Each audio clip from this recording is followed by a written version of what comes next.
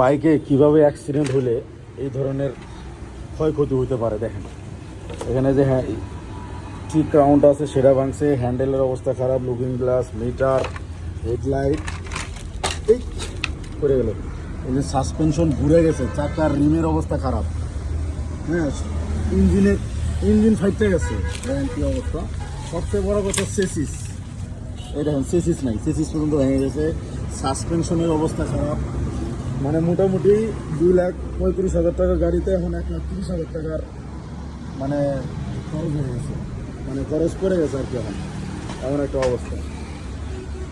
ঠিক আছে, দেখেন ডিস্কের অবস্থা খারাপ, টায়ারের অবস্থা খারাপ, মানে কি পরিমাণে একটা গাড়ি অ্যাক্সিডেন্ট করলে মানে এই ধরনের একটা ক্ষয়ক্ষতি হতে পারে। ঠিক আছে, বাংলাদেশের রোড কবে যে বাইকারদের জন্য সেফ হবে, কবে যে বাইকাররা শান্তিমতো বাইক চালাতে পারবে, এটা আসলে আর বলার মতো কিছু নাই। যাই হোক, সবাই সাবধানে বাইক চালাবেন, সাবধানে থাকবেন, এটুকুই বলার।